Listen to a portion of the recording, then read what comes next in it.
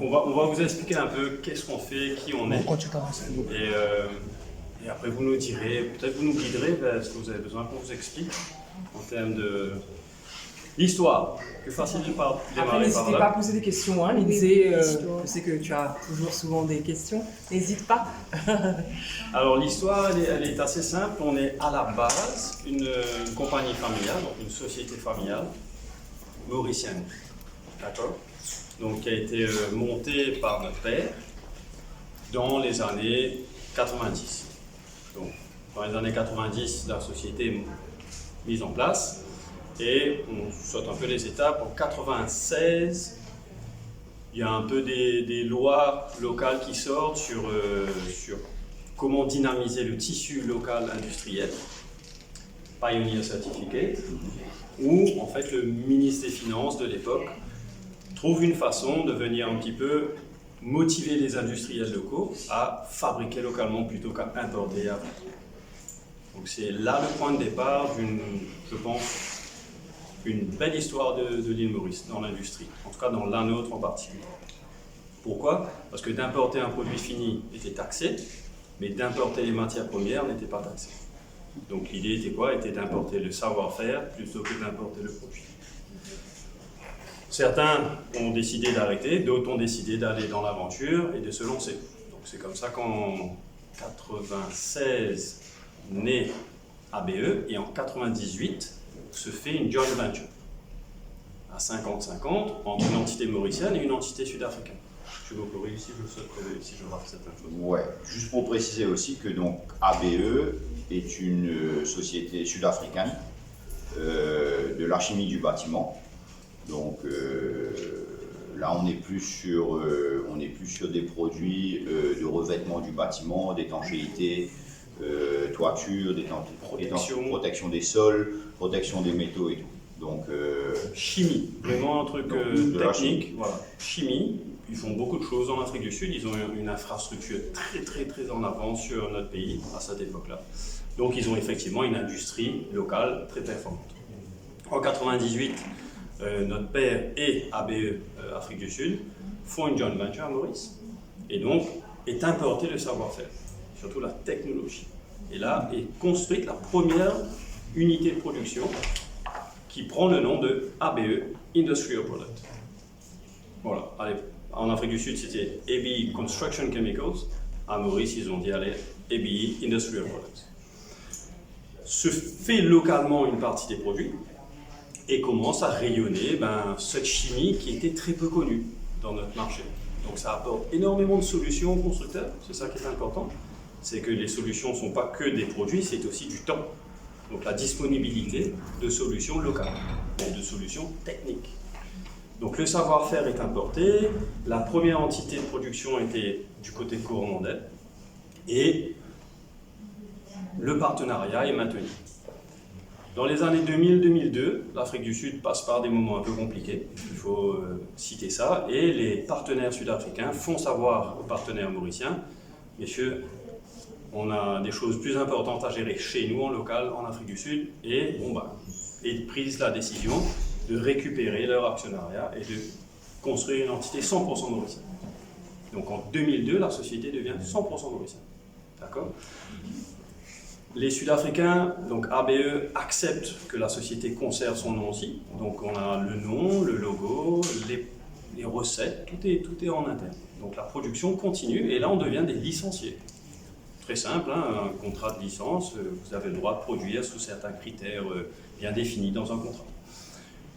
Donc on est en 2000, on est en 2002, en 2006, 7, 8, ça tourne. Et en 2010, Fabrice et moi rejoignons le business, Fabrice dans la partie ABE, moi dans une autre partie. Je fais un petit loop et je retourne après en 2012. Mais en 2010, vraiment, là, on a on va dire la génération N-1, celle la nôtre, qui rejoignons le business. Et là, on commence à aussi amener un sang neuf, amener du renouveau, amener de l'énergie. Voilà, si vous voyez un peu là, on est avec des poils blancs, on est tous à peu près d'une certaine tranche d'âge qui donne en fait de l'énergie à un business, sachant que plus vous allez dans l'âge, moins vous êtes motivé à prendre des risques et à avancer vers des nouveaux, on va dire des nouveaux développements. Et de là s'ouvre un nouveau chapitre pour nous sur la partie, on va dire, locale. Et ça tombe assez bien parce qu'en même temps, Chryso, qui est une grosse compagnie française, quand même, de l'adjuvantation, très forte en Afrique du Sud, très très forte et très présente en Afrique du Sud. Donc c'est Paris qui a une grosse entité qui est le leader sud-africain. Ils font l'acquisition d'ABE. Et là, je vais laisser Fabrice parler parce que du coup... oui, en Afrique du Sud, ouais. En Afrique du Sud. Donc voilà, Chryso, société française, avec grosso modo 4 gros hubs de fabrication dans le monde. Bien sûr la France, la Turquie, l'Afrique du Sud et l'Inde. Et donc l'Afrique du Sud fait l'acquisition de la société ABE en Afrique du Sud. Et donc Chryso Mascarenhs, les produits Chryso étaient représentés à l'île Maurice par une autre société dans le monde de la peinture. C'est pas des techniciens, donc on reste quand même nous dans des produits très techniques. Donc on ne commercialise pas nos produits comme on commercialise de la peinture. On ne commercialise pas nos cols à carrelage comme on commercialise des sacs de ciment. Les sacs de ciment et la peinture, ce sont des commodités. C'est comme le riz et la farine. Ça se vend tout seul, on va dire. Donc, Chryso Mascarenhs souhaitait arrêter le partenariat avec la société mauricienne de peinture et apprend que il y a une entité ABE à l'île Maurice et donc ils prennent contact avec nous et on leur dit mais bien sûr, parce que voilà, on était dans une phase de développement de nouveaux marchés, de nouveaux secteurs. ABE reste ABE et nous porte toujours aujourd'hui. Mais voilà, moi quand je suis rentré, on a développé notre gamme de mortiers qui aujourd'hui s'appelle MEP, mais ça s'appelait Tusk à l'époque. Donc on a développé ça, on a poussé plus loin la gamme de mortiers, et puis on rentre dans les adjuvantations pour béton. C'est notre marché, c'est grosso modo notre clientèle. Dans le passé, ici, ABE Île Maurice et même ABE en Afrique du Sud faisaient aussi de l'adjuvantation avec une autre grosse société. Donc on se dit, bah oui, on va se lancer dans l'aventure et on récupère la carte Chryso. Et on est en 2012. Voilà. 2012. Mais sous une condition, c'est qu'il faut qu'on fabrique localement. Ça a toujours été le motto de notre père et de nous, c'est on fabrique. On n'est pas des importateurs commerçants, on est vraiment des industriels. Et donc là se pose le problème de la surface. Donc il faut chercher quelque chose de plus grand que Coromandel. Et donc on trouve ce lieu, la Joliette, qui était anciennement donc une piste de karting avec une discothèque. Je pense que certains ont dû passer des soirées, moi j'en ai passé une. Moi deux. Et c'était donc c'était un immense terrain. Nous quand on découvre le terrain, parce qu'on le découvre, la superficie. Là ici on est sur plus de 28 000 m². Oui. Je crois que les Boniem étaient venus ici. Boniem, on avait fait la soirée je crois que c'était David Guetta ou Ils avaient même mis le feu avec le feu d'artifice. Donc oui, 28 000 m², il n'y avait que les deux bâtiments là, que vous voyez, les usines, les bâtiments industriels et de warehousing ont été construits. Mais donc ici, c'était le garage des cartes, avec un peu administration, enfin là-haut. Et puis pour le moment, la ruine qui est toujours là, avec c'est vestiges. Voilà, c'est vestiges. Donc on décide donc de faire l'acquisition du terrain, très lourde acquisition pour nous, parce qu'on était encore très petite société. C'était vraiment sortir tout le cash qu'on avait pour l'acquisition de ce terrain-là. Donc c'était vraiment un pari osé d'entrepreneur, mais osé de la part du père. Et donc on fait l'acquisition du terrain, on monte l'usine, enfin une partie. Aujourd'hui, il y a eu 3 phases de modification, on en est dans la 4e. Le warehouse aussi à l'entrée que vous avez vu. Et donc là, on développe principalement donc Chryso. ABE est une gamme assez mature, donc c'était un peu difficile de la développer plus.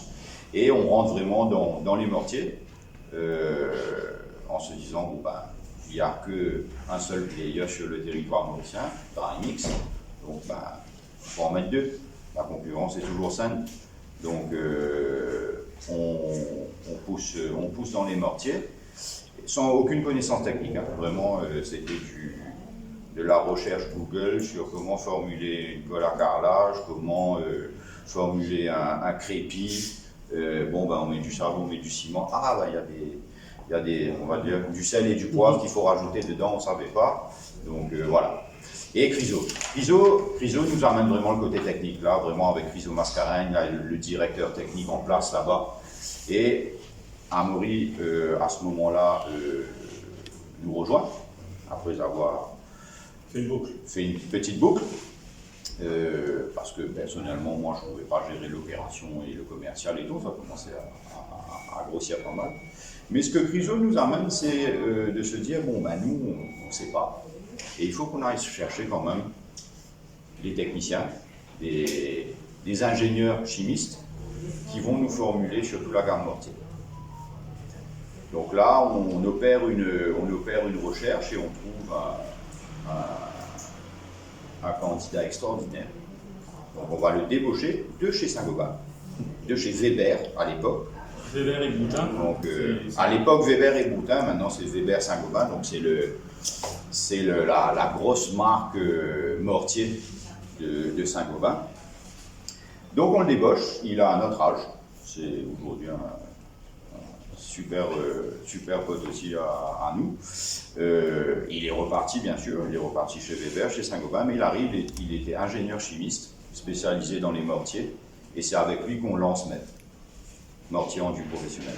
Je vous donne un peu le timing, parce que là on est en 2015. Oui, on est en 2015, voilà. Donc 2013, c'est vraiment l'acquisition de la Joëtte, enfin 2011-2012. L'acquisition 2013, c'est vraiment la construction, les usines.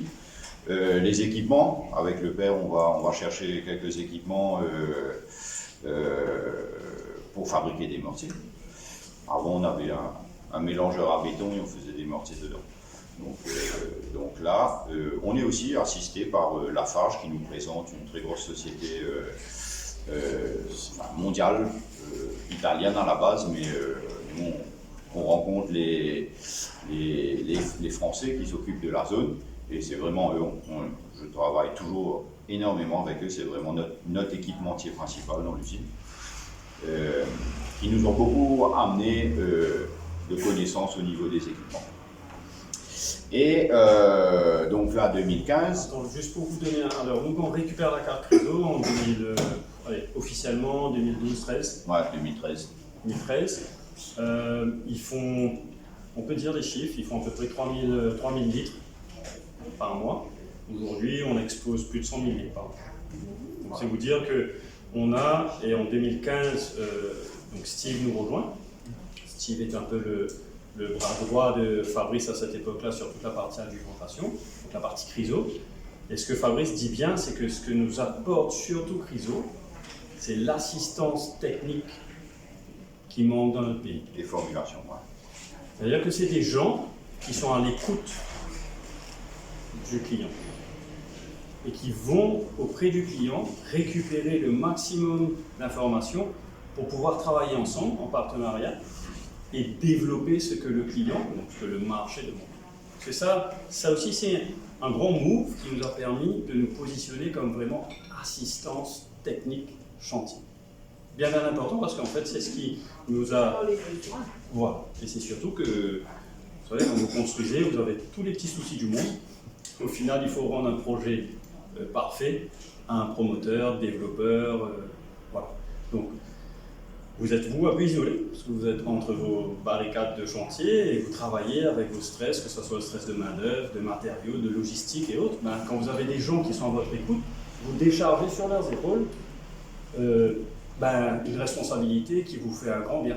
Parce que ces gens-là viennent ensuite et viennent travailler avec vous. Donc Chryso, c'est vrai qu'en 2012, on est petit, très petit à l'île Maurice. On est de loin le 3e ou le 4e, je crois, sur la liste. Et progressivement, le projet est extraordinaire. Hein, la marque Chryso est pour nous des vrais techniciens de cette molécule. C'est des gens qui, dans cette chimie, maîtrisent énormément de choses que d'autres grands noms ne maîtrisent pas. Ils sont que des gens qui mélangent. Eux, ils fabriquent leur propre molécule.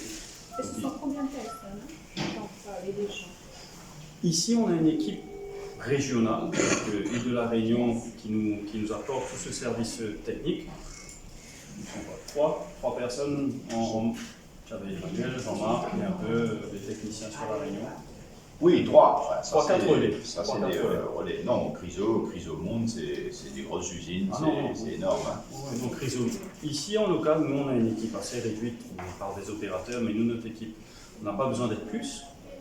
Le relais technique régional qui se faisait par l'île de la Réunion, pareil, c'est à peu près une grosse 3-4 personnes.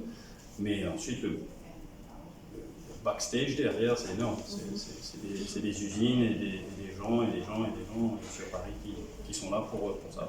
Donc, mais chose qui est importante de retenir, c'est cette compréhension du manque, qui était une demande en fait, un appel du marché local, qui était de dire on a besoin de cette assistance technique, qui avait été perdue un peu. Je pense que dans les années 90, fin 90, 2000, il y avait ça. Et puis cette génération-là a un peu disparu.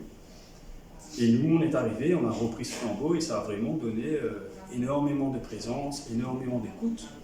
Et donc, une fois que vous avez l'écoute, et surtout la confiance, les gens passent votre nom et tu sais, il faut que tu appelles cette équipe-là, ils sont excellents, va les rencontrer. Voilà. Donc, Steve nous rejoint en 2015, apporte avec Fabrice on va dire, le succès aujourd'hui de cette marque, qui est Chryso. Un petit aparté, mais effectivement, là, Fabrice peut reprendre. Et en 2015, avec Alexis, qui lui était plus sur la partie mortier, qui nous rejoint en 2014, fin 2014, on met de l'énergie sur une chose qu'on croit beaucoup. Fabrice a dit, il y a un marché qui est assez... avec un seul acteur, c'est un marché qu'on peut se positionner, c'est lourd, la barrière à l'entrée est lourde, parce qu'il faut vraiment y croire. Il faut mettre de l'argent pour rentrer dans une industrie, c'est pas demain, allez, je sais pas moi, je vais commencer de la couture, je vais acheter un peu une petite machine à coudre et je vais coudre un peu. On parle d'industrie, hein, c'est de se lancer demain dans une vraie filière industrielle. Mais on y croit parce que je crois que l'équipe, et surtout celui de là-haut, donc notre père, à un moment, se dit, il y a de l'énergie sous moi. C'est ça aussi qui booste un peu l'entrepreneur à se dire, j'ai l'audace, le courage, et je prends des risques parce que voilà, je sais que mes lieutenants vont tenir la barre avec moi. Et on se lance vraiment dans une implémentation industrielle solide, comme Fabrice dit, avec des équipementiers, de l'investissement, de la dette. C'est ça qui est important aussi dans notre métier, c'est que on s'endette, on a les banques qui nous suivent. C'est important de le faire savoir, c'est que quand une banque a confiance en la personne et en l'industrie, la banque vous accompagne aussi. Elle n'est pas que là pour taper sur les doigts. Des fois, c'est vrai, c'est le job aussi de savoir dire non, je t'emballe et on ne va pas prendre le risque avec toi. On a les banques qui nous suivent et on met beaucoup d'investissement, on met beaucoup d'énergie aussi. Et voilà, on sort une vraie marque, une marque de mortier, inspirée de ce savoir-faire français qui avait été importé à travers Alexis. Donc Alexis Bas, c'est la personne qu'on avait débauchée de chez Weber. Alexis Bas, BAS. BAS, Bas Dinu. Ouais. BAS. Donc oui, Alexis amène plus que ça. Hein, on rentre un peu dans la technique, mais pour faire simple, on crée les différentes gammes de colle à carrelage à l'île Maurice. À l'époque, il y avait une colle. Okay. Une seule et unique colle. d'une seule qualité, d'une seule performance. Et bien sûr, sur les chantiers, il y avait des gros problèmes parce que le côté esthétique des chantiers a changé. Le côté avant, on collait du petit carreau, petit. Maintenant, on colle. Après, on est passé sur des formats plus grands de 60 par 60. Et puis aujourd'hui, on fait des trucs qui font. Je crois qu'il y a des carreaux maintenant qui font 2,40 m par 900 de large. Donc, et tout ça, on l'explique à Alexis quand il arrive chez nous. Et il nous dit, bah oui, monsieur, mais, des grands formats comme ça, il faut coller ça avec de la C2. Il dit, c'est quoi la C2? C'est une colle à carrelage améliorée, plus performante. Ah bon? Il y a différents types de colle? Oui, bien sûr. Donc voilà. Donc tout ça pour dire que voilà, tout de suite, on amène avec le développement de cette colle-là des solutions aux problèmes ce qu'Arnaud disait aux constructeurs, aux contracteurs, qui lui, son client, lui disait payer un billet pour sa maison, et quand il rentrait chez lui, son carreau faisait cloquer, comme on dit, cloc, cloc, cloc, cloc, cloc, cloc. Voilà, c'est parce qu'ils n'auraient pas utilisé la bonne colle. C'est pas cette colle-là qu'il faut utiliser? Non. Bon, le plus dur, c'est pas de convaincre le contracteur, c'est de convaincre le poseur de carreau, le carreleur. Mais bon, petit à petit, on y est arrivé, et aujourd'hui, toute la concurrence nous a suivis. Aujourd'hui, il y a une gamme élargie de colle, de mortier. Mais même, c'est pas que de la colle, c'est du revêtement de façade, c'est du crépi, comme on dit ici. C'est des mortiers techniques de réparation, avec aussi la gamme ABE, mais on a aussi la gamme MEF au niveau des mortiers techniques, mortiers de scellement, mortiers de réparation, mortiers d'adhésion sur bitume, des scellements de trappes, comme on dit ici, les manholes pour les trous d'hommes pour la voirie, avec prise en 4 heures de temps. Donc, plus besoin de mettre carte piquée et un truc jaune sur le chemin pendant 4 jours, risque d'accident et tout ça, enfin, plus besoin. C'est encore fait. C'est pas encore entré dans toutes les mentalités. Mais bon, voilà, ici, on a ces produits-là. On a tout ce qu'il faut pour que, grosso modo, quelqu'un pose un contracteur arrive, pose un ménol sur le chemin, et 4 heures de temps après, un bus peut rouler dessus, sans problème. Oui, on fait des sessions. Convaincre ces travailleurs, alors, c'est pas les constructeurs, mais les travailleurs. Est-ce que tu arrives à faire des sessions, justement, pour les convaincre? Oui, alors attendez, alors en 2016, on a quand même on construit une équipe dédiée plus au marché de la quincaillerie, au retail. C'est important pour nous parce que c'est un marché qui est compliqué, un marché qui est très très très ancré sur sa tradition. Je prends ce produit-là, je vends ce produit-là, rien d'autre n'est demandé. Donc on a plus de 1000 points de vente à Mauricie. Juste pour vous donner un peu c'est 1000 petits points de vente qu'il faut aller convaincre et autres. Pas facile, mais au fur et à mesure qu'on explique, qu'on fait des démonstrations, on utilise aussi beaucoup de digital à cette époque. En 2016, jusqu'à là, je parle avant Covid, on a l'équipe, donc on a nous rejoint en 2016, on a l'équipe retail qui est construite. Là, on se bat corps et âme pour faire accepter le produit. Là, c'est le grand challenge, parce qu'au final, dans notre industrie, vous avez besoin d'une chose, c'est le volume. Parce qu'en face, vous avez mis beaucoup d'argent pour construire ça, et bien pour repayer l'investissement, il faut du volume d'affaires.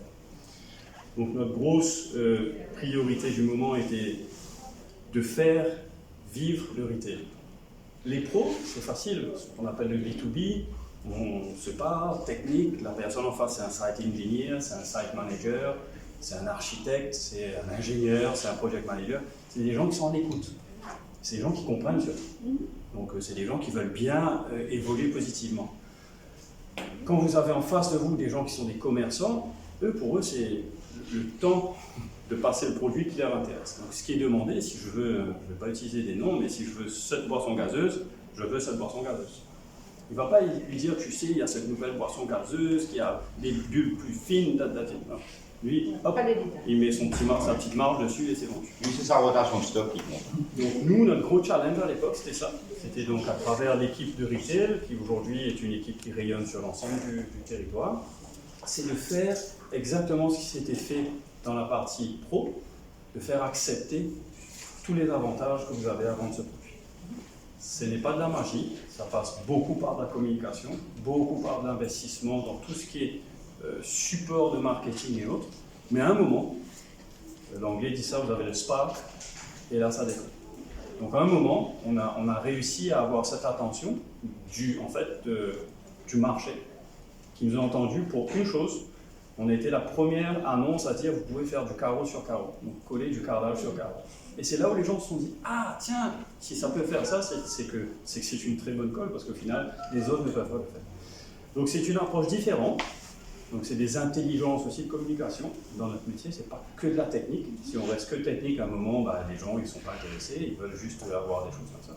Donc en 2016 jusqu'en 2019, 20 avant le Covid, on construit on va dire notre pilier retail. Donc on a le marché pro qui est un marché qui répond très positivement. Projet, professionnel, grand compte avec Chryso, ABE qui rentre très bien, même la gamme Med rentre super bien. Mais on a ce gros pilier du marché retail qui est toujours un challenge point. Et on doit dire que vers 18-19, on a ce déclic. Et là, on voit les volumes qui augmentent, parce que quand vous imaginez 1000 petits points de vente, ça fait beaucoup de goutte à goutte qui coulent en même temps et qui remplissent un beau ruisseau. Donc on réussit ce challenge. On solidifie un petit peu nos positions avec des stratégies autour de tout ça. Nous rejoint Thierry. Donc Thierry nous rejoint en 2019. 1er janvier 2019. Enfin, 1er janvier, non, mais c'est début janvier 2019. Et Thierry est mon vis-à-vis au niveau projet. Moi, j'avais besoin aussi de beaucoup aider l'équipe, on va dire, retail. Fabrice, lui, avec toute sa concentration mise sur l'outil. L'outil doit tourner, doit fabriquer, doit suivre. Donc, moi, j'avais besoin aussi de pouvoir aider, supporter et mentoriser tout ça. Donc, Thierry nous rejoint en 2019, janvier 2019. Donc, il fête en 2026, c'est cette année. Ça va, ouais, ça fait 2 enfants. Voilà. Donc, voilà un petit peu l'histoire. Ensuite, le Covid, vous connaissez tout ce qui s'est passé, mais... le Covid a été bénéfique pour nous. En fait, ça montre la résilience d'être industriel. Et je crois que moi, si j'avais une chose à vous demander, c'est important de faire ressortir l'atout d'être une île industrielle. Parce qu'en fait, quand vous êtes une île industrielle, vous êtes résilient par rapport aux crises mondiales. Nous, au niveau de... Et c'est pas simplement industriel, c'est agricole aussi. Voilà, enfin, ça, industriel dans l'ensemble, pas industriel du bâtiment, mais industriel dans beaucoup d'autres secteurs. À l'inverse de l'île sœur, qui a beaucoup plus souffert du Covid que nous en termes d'approvisionnement, nous, on a une industrie locale. Donc, l'île Maurice a une industrie locale. Bon, c'est vrai que si les ports restaient bloqués encore 2 ans, on aurait été morts, pas de problème, mais le fait d'avoir des industriels localement dans notre métier a permis à la construction, comme vous vous souvenez, ça a été un petit peu le plan Marshall. Tout était bloqué. Le gouvernement, ils ont dit il faut inciter à une chose qui donne énormément de travail. Le bâtiment est un secteur d'activité qui offre énormément de travail à la population. Donc, on va dire que les permis de construction ont dû être facilités pour dynamiser tout ça, pour soutenir en fait l'économie. Mais cette économie, si elle n'avait pas de matériaux à fournir, bon, on parle pour nous. C'est vrai que le métal, on le fabrique. Enfin, il y a un fabricant de métal localement, mais peut-être que. Donc, mais c'est important de retenir que de protéger l'industrie locale a un gros avantage pour le territoire. Donc, c'est vrai qu'on est partisans, nous, de toujours se dire, et je crois que le message est assez fort en ce moment, c'est de dire que nous devons retrouver notre identité d'industriel. Je crois qu'on l'a un peu perdu avec beaucoup d'importations. Ça se dit tous les jours, vous écoutez un peu la radio et vous lisez les journaux. Il faut que Maurice redevienne un exportateur, donc un producteur. Voilà. Donc, on fait partie de cette industrie nationale, mais on fait partie de ces industriels du bâtiment qui aident énormément. Peut-être que l'inflation, je vous donnerai une information aussi importante que je voudrais que vous fassiez passer, c'est que beaucoup utilisent, oui, les matériaux de construction, ont monté. Eh bien, certains, oui. Je ne dis pas non. Les planches de plywood, des choses qu'on apporte. Mais si vous regardez dans notre métier à nous, on a énormément protégé la construction locale. En gros, entre 2013 et 2025, je suis sous l'inflation. au niveau de l'augmentation des prix de certains matériaux, qui sont des matériaux de gros volume. C'est-à-dire que l'inflation, elle a fait plus 30-40% entre 2013 et 2025. Nous, on est resté sur quelque chose de beaucoup plus logique. Beaucoup plus. Logique. C'est-à-dire qu'on est, le prix de vente en 2013 et le prix de vente en 2025. Vous dites, ah bah tiens, c'est des gens qui ont bien joué le jeu.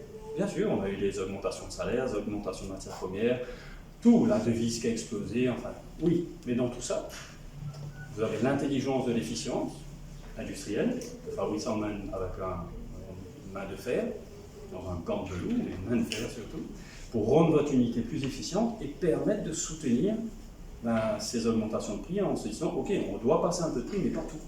Et si on devait tout passer, je peux vous dire que certaines constructions... Donc c'est pas que ça le problème. Je crois que l'industrie, nous, on souffre d'un mal plus complexe, qui est beaucoup lié aussi à la main-d'œuvre locale, qui n'existe quasiment plus. Hein. Tous les grands constructeurs vous le diront. L'artisan mauricien se fait de plus en plus rare. Il n'est pas valorisé. Il n'est pas valorisé, il n'est pas formé. Donc, oui, il n'est pas valorisé.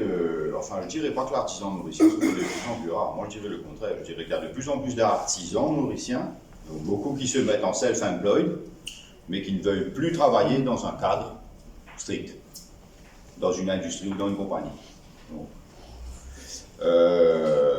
Donc trouver de la main-d'œuvre, que ce soit pour des usines, que ce soit pour des chantiers, où bon ben voilà, il y a un cadre strict, il faut venir à telle heure, il faut partir à telle heure, il faut travailler, il faut produire. On ne se lève pas le matin en se disant est-ce que je vais aller travailler aujourd'hui ou pas, ou est-ce que j'ai suffisamment gagné mon mois les 15 premiers jours et que je peux relax les 15 prochains jours. Non. Ici, c'est tous les jours, il faut venir se lever le matin et venir travailler. C'est ça la chose qui change. C'est ça la mentalité qui a changé à l'île Maurice, malheureusement. Où on note des gens qui... Mais je crois que c'est mondial, c'est pas que l'île Maurice. Où les gens souhaitent plus de liberté, plus de flexibilité, Donc oui, il y a des activités de business qui peuvent le permettre, mais une usine, ça tourne. Ça commence le matin à 6h30, 7h et ça finit le soir à 23h. Un opérateur de production, il ne peut pas faire du work from home. Peut-être avec l'IA. Donc, du coup, vous devez avoir recours à la main-d'œuvre. Donc, du coup, oui, cette année-ci, ça a été une grande première. On a eu recours à de la main-d'œuvre étrangère. On a fait un petit contingent de malgaches. Mais c'était très important pour nous. On veut quand même rester une entité régionale. Donc, personnellement, je ne vais jamais aller chercher du Bangladeshi ou de l'Indien ou de trucs.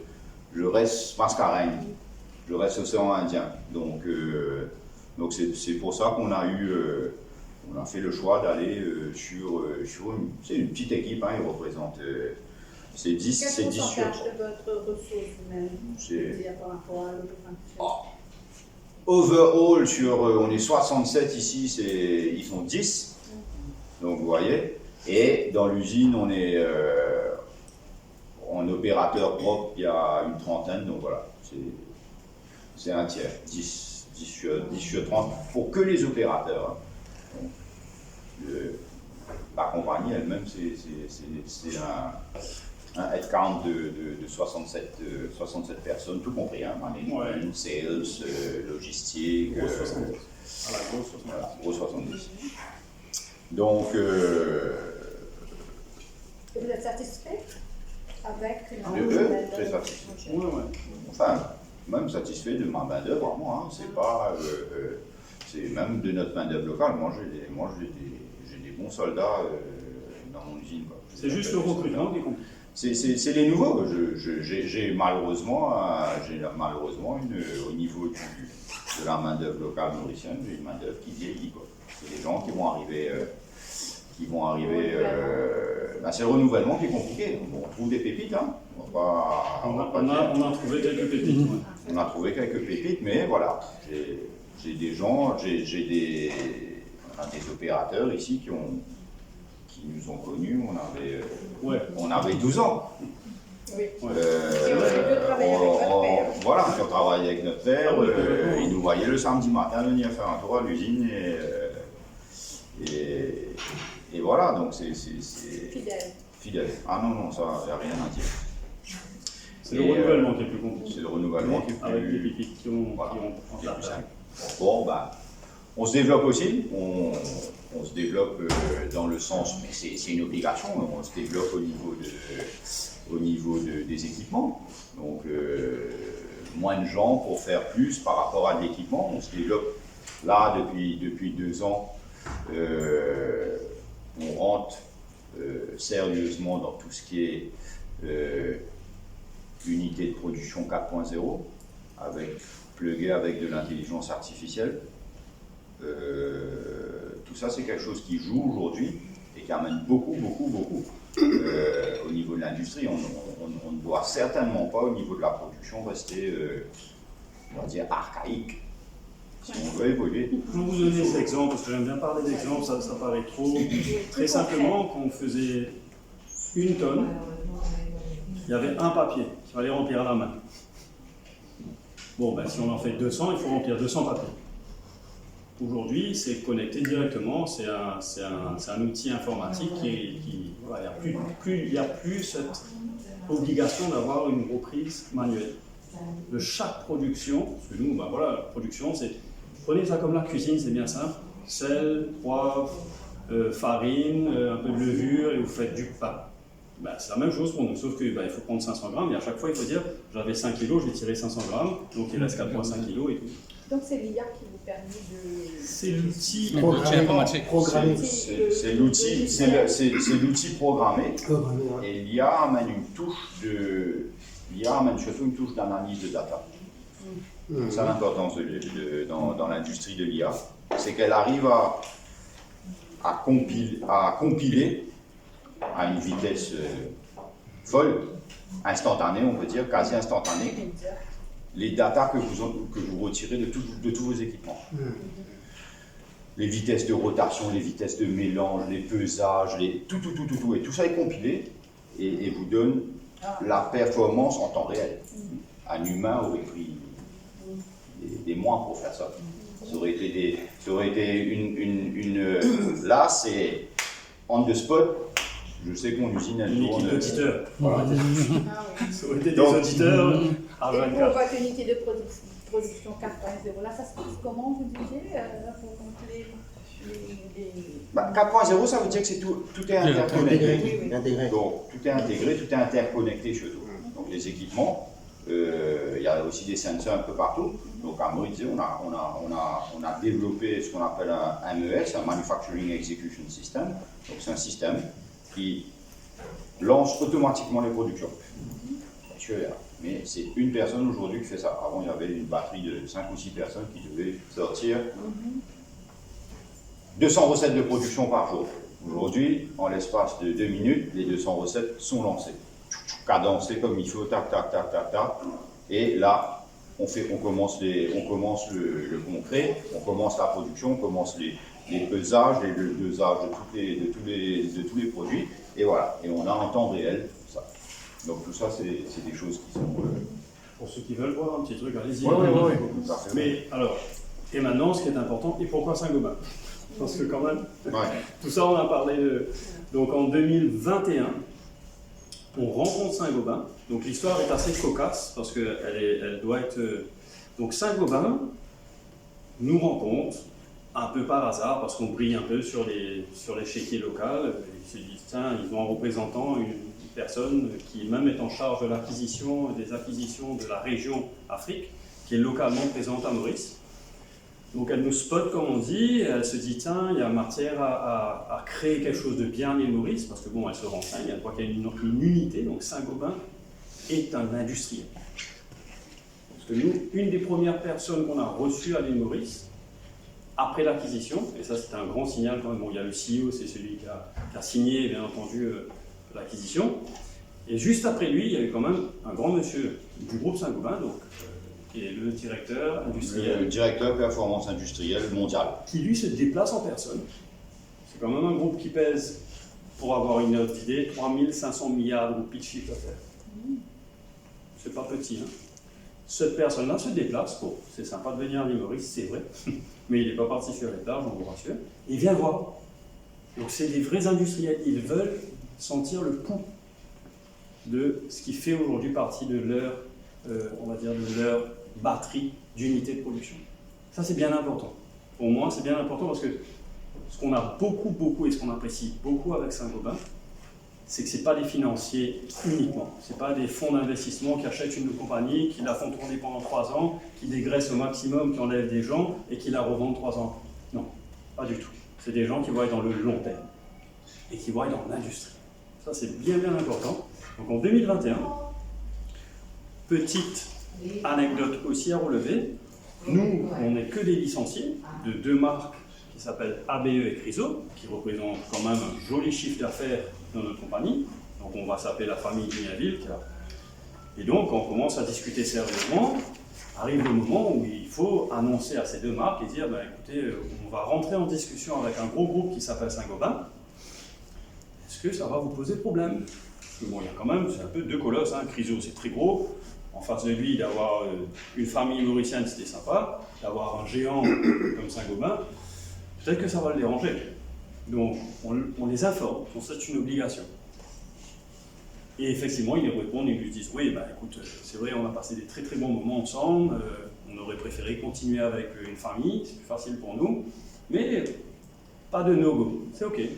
Voyons comment ça va se dérouler, peut-être que dans 2 ans, on va se taper dessus, et à ce moment-là, Saint-Gobain n'aura plus le droit de représenter Chryso à l'île Maurice. Donc on fait l'exercice de prévenir quand même les 2 belles marques, qui sont ABE et Chryso. Quelques mois après, on les prévient, hein. Donc c'est quand même des gens qui sont très haut placés dans la hiérarchie de ces marques. L'île Maurice a un peu cette chance, c'est-à-dire que voilà, l'île Maurice, on est bien vu. On est bien vu. Les très hauts, on va dire, dans la hiérarchie de Chryso et la hiérarchie de ABE nous connaissent très bien. N'oubliez pas que ABE appartient à Chryso. Mais bon. Et pas 3 mois après, on a un coup de fil, ils nous disent « Tu ne vas pas nous croire ». Je dis « Qu'est-ce qui se passe ?»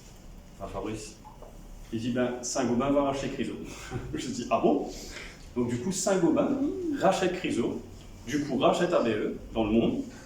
Du coup nous on n'a plus besoin de demander la permission, on sera tous sous le même papa, hein. Ce sera Saint-Gobain qui sera déteneur de Chryso, ABE et tout.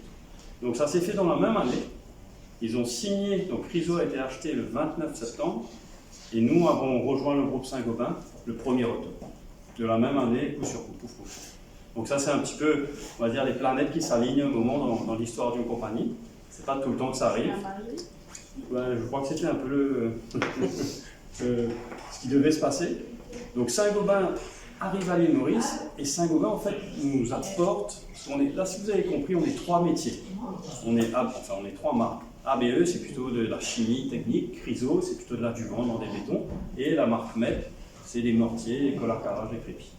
Et là, on a quand même Saint-Gobain qui arrive. Saint-Gobain, Fabrice a utilisé un terme qui est vaste, qui veut dire ce que ça veut dire. C'est une galaxie. Il y a énormément de choses. La chose la plus connue chez Saint-Gobain, historiquement, c'est le verre, la façade. Donc tout ce que vous voyez là-bas.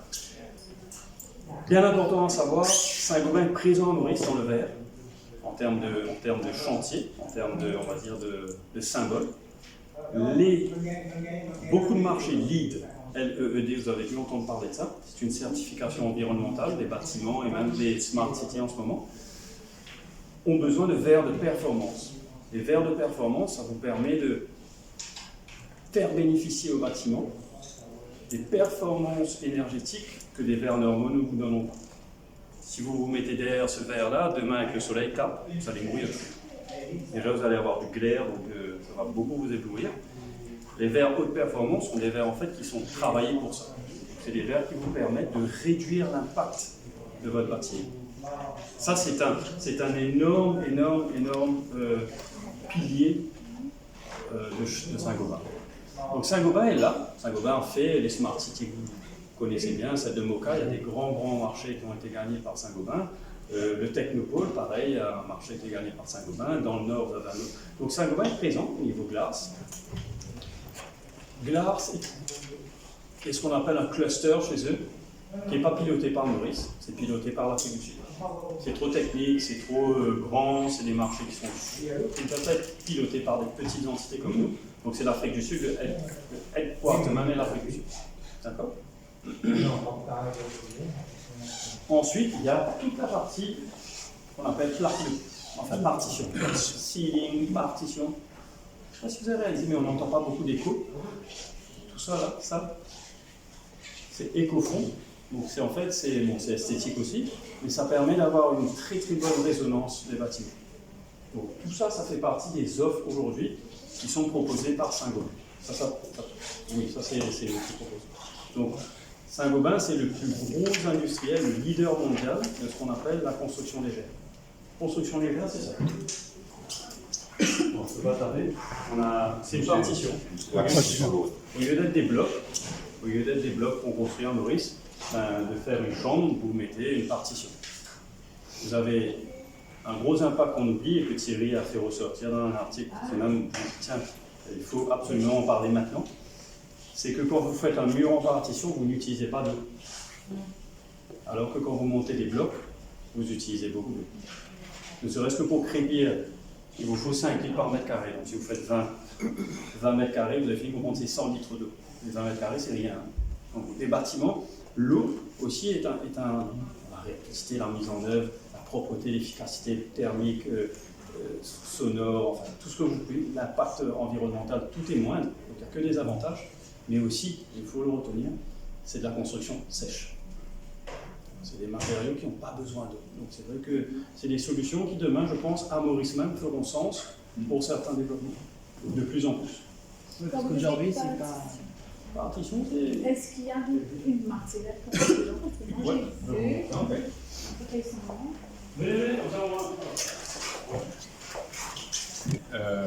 On importe donc toutes ces boards par bateau.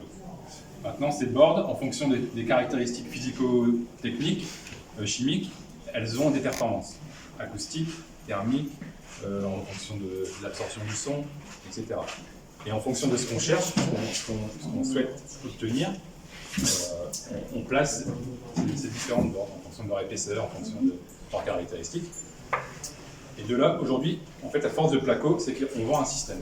En vendant un système, on vend la board avec le rail qui n'est pas là, mais c'est un rail de ce système, plus une isolation qui donne une performance. Voilà, qu'on met au milieu, entre les deux bords et le rail. Cette performance, elle est donnée, on a des valeurs scientifiques, des valeurs de laboratoire, et qu'on peut donner aux architectes et aux ingénieurs pour après eux construire demain leurs habitats. C'est-à-dire, comme l'expliquait Amaury, on a un plateau de bureau, par exemple, avec poteau-poutre. Au lieu de remplir en bloc, on remplit avec ce système. C'est des plaques légères, d'un point de vue ergonomique, c'est facile à mettre en œuvre. Pas besoin d'eau.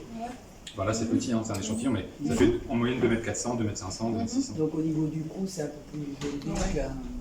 Le coût, tout dépend de comment on compare. Maintenant, si on compare le coût brut de combien de bonhommes il faut pour produire 100 mètres carrés de partition, on ira bien plus vite à faire avec ce système que mettre des bonhommes pour la même équivalence avec du bloc. Ce qui fait que tout est une question de main-d'œuvre, de rapidité d'exécution, etc. Je veux dire, si je construis une maison semblable, normale, et avec votre solution comme cela, est-ce que ça coûte moins? Il y a un impact, mais après on a des performances certifiées. Des performances au niveau thermique et acoustique que vous ne retrouverez pas avec un bloc basique, par exemple. Et c'est ça qui améliorera votre confort, on appelle ça le multi-confort chez Saint-Gobain. C'est toutes ces propositions de solutions au niveau thermique, acoustique, qui améliorent le confort de votre logement. Donc oui, ça a un coût, ça a un impact financier, mais dans la durabilité et dans l'exécution, au final, ça améliore la vie. Si je peux juste aider à ce que Thierry donne un comparatif simple, il y a 10 ans, c'était impossible de comparer. Et bien aujourd'hui, de plus en plus, même, je peux vous dire, dans certains chantiers logements sociaux, donc on est d'accord que les logements sociaux, c'est quand même ultra serré au niveau budget, vous allez retrouver certaines partitions légères. Donc c'est vous dire que même le constructeur, c'était un design and build, donc ça donnait beaucoup de facilité au constructeur de challenger lui-même ses coûts en interne, et bien il y a certains constructeurs qui ont préféré aller sur ça. Donc c'est ça, c'est vous dire que ce genre de solution-là, qui était inexploitable il y a une dizaine d'années, de plus en plus se rapproche de la construction traditionnelle. Et avec la chaleur, tout ça. Ouais, c'est bien plus performant. On est, comme disait Maurice, sur des produits éco-énergétiques. On a des certifications LEED qui permettent aux bâtiments d'avoir une empreinte carbone réduite. Et ça, c'est important pour les développeurs aujourd'hui, les architectes, d'avoir ces types de certifications. Je vous propose qu'on fasse le tour peut-être de l'usine.